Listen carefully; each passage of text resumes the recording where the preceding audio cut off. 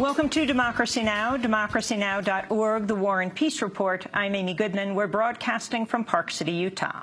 Former Soviet leader Mikhail Gorbachev is warning the confrontation in Ukraine could turn into an all-out war between Russia and the West.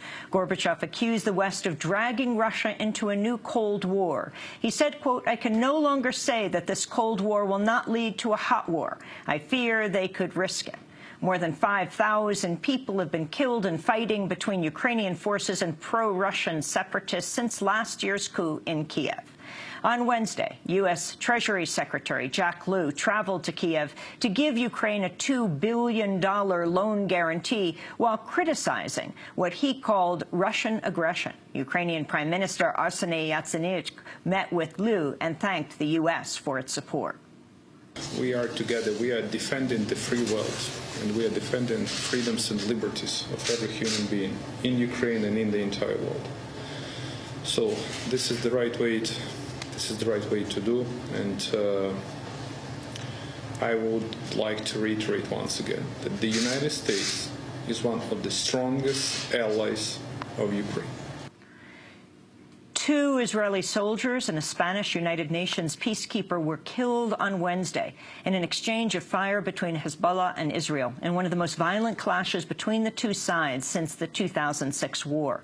The soldiers were killed when Hezbollah fired 5 missiles at a convoy of Israeli military vehicles in the occupied Sheeba farms. The UN peacekeeper died in Lebanon when Israel responded with airstrikes and artillery fire. Israeli Prime Minister Benjamin Netanyahu spoke on Israeli television after meeting with security chiefs. Whoever is behind today's attack will pay the full price. For some time, Iran, via Hezbollah, has been trying to establish an additional terrorist front against us from the Golan Heights.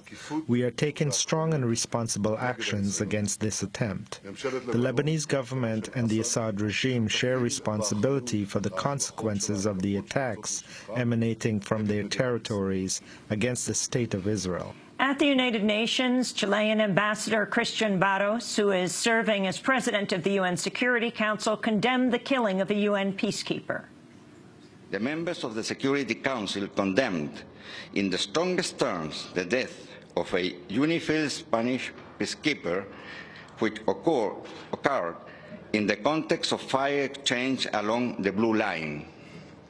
The members of the Security Council expressed their deepest sympathy to the family of the fallen peacekeeper and to the government of Spain. Wednesday's attack by Hezbollah on Israel took place in the occupied Sheeba farms, a disputed tract of land occupied by Israel but claimed by both Lebanon and Syria.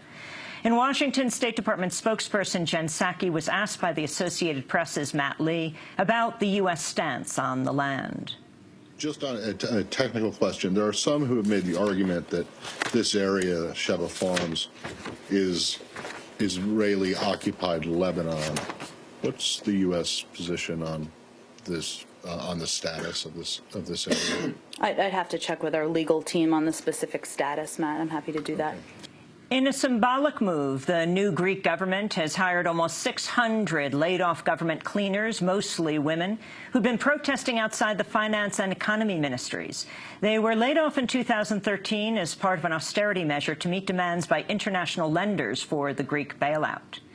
On Wednesday, Greece's new finance minister, Yanis Varoufakis, announced the decision.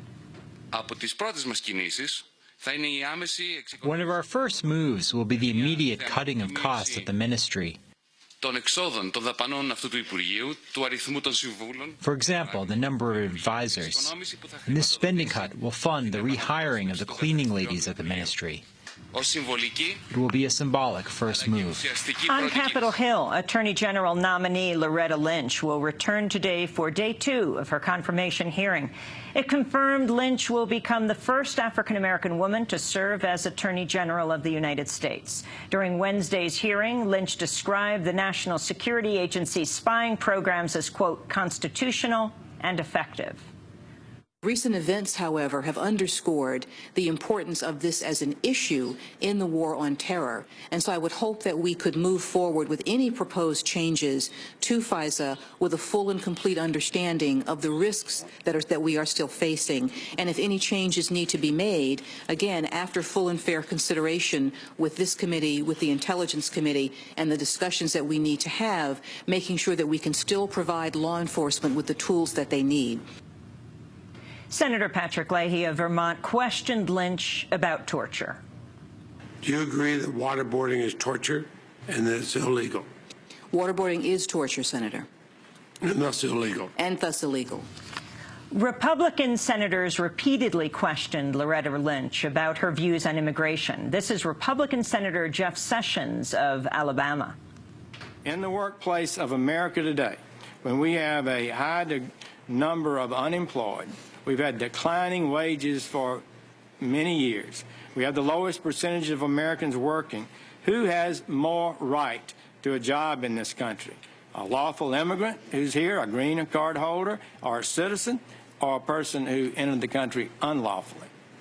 Well, Senator, I believe that the right and the obligation to work is one that's shared by everyone in this country, regardless of how they came here. And certainly if someone is here, regardless of status, I would prefer that they be participating in the workplace than not participating in the workplace.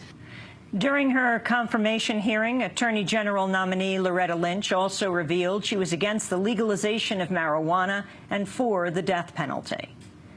In other death penalty news, the U.S. Supreme Court has stayed the execution of 3 Oklahoma death row prisoners until the court hears a challenge to the state's lethal injection formula. One of the prisoners, Richard Glossop, had been scheduled to die tonight. A new academic study has concluded foreign governments are 100 times more likely to intervene in civil wars if the troubled state is an oil-rich nation. Petros Sakouras of the University of Portsmouth said his research shows, quote, clear evidence that countries with potential for oil production are more likely to be targeted by foreign intervention if civil wars erupt.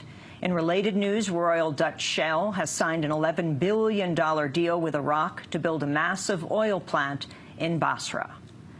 The CBC and The Intercept have revealed Canada's leading surveillance agency is monitoring millions of Internet users' file downloads in a secret program codenamed Levitation. The secret operation taps into Internet cables and analyzes records of up to 15 million downloads daily from popular websites commonly used to share videos, photographs, music, and other files. The report's based on documented but provided by National Security Agency whistleblower Edward Snowden. A new report has found more than 16 million children in the United States live in families that receive food stamps. The figure has almost doubled since 2007, before the economic crisis began. According to the Southern Education Foundation, more than half the children attending public school now qualify for federal programs for free or reduced price lunches. It's the highest percentage in at least 50 years. At a summit of Latin American leaders in Costa Rica, Cuban President Raúl Castro called on President Obama to use executive powers to ease the decades-long embargo against Cuba.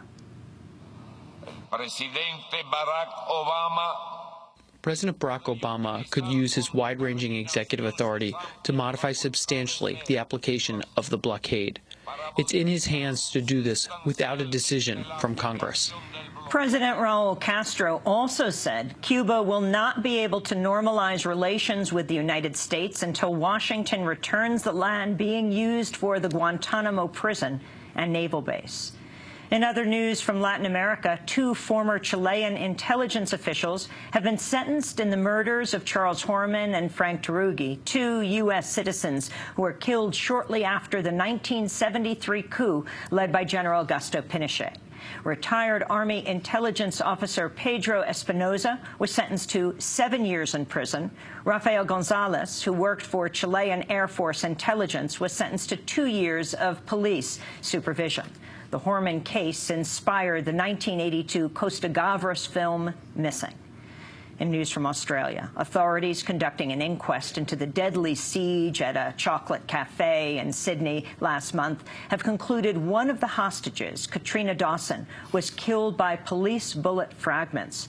Jeremy Gormley of the New South Wales State Coroner described the findings. Ms. Dawson was struck by 6 fragments of a police bullet or bullets, which ricocheted from hard surfaces into her body. I'll not detail the damage done to Ms. Dawson other than to say that one fragment struck a major blood vessel. She lost consciousness quickly and died shortly afterwards.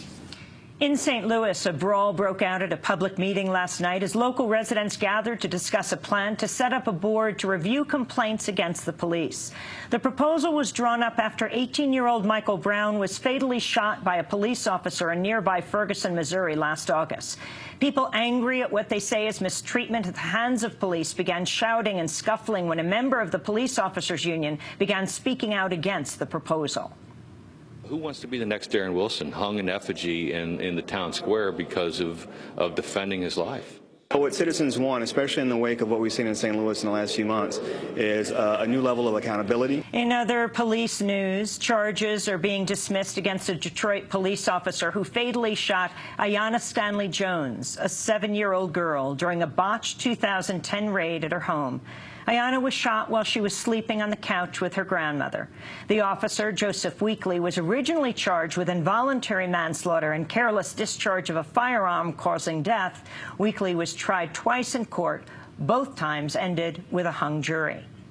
And a South Carolina court has tossed out the convictions of a group of African-American civil rights activists known as the Friendship Nine, who were arrested for sitting at a whites-only lunch counter in 1961. Found guilty of trespassing, they became the country's first demonstrators to choose to serve jail time rather than pay a fine for sitting at an all-white lunch counter, launching the jail, no bail strategy. Clarence Graham was one of the 9 who took part in the action. In 1961, when we were downtown, it wasn't for any glory. We were not looking for any hero worship. We were simply 10 students who was tired of the status quo, tired of being treated like second-class citizens, tired of being spat on, kicked, called the N-word, drinking out of colored water fountain. We got tired of that. On Wednesday, Judge John Hayes announced the decision to clear the Friendship Nine. Hayes is the nephew of the judge who handed down the original sentence. And those are some of the headlines. Today, a Democracy Now! Special.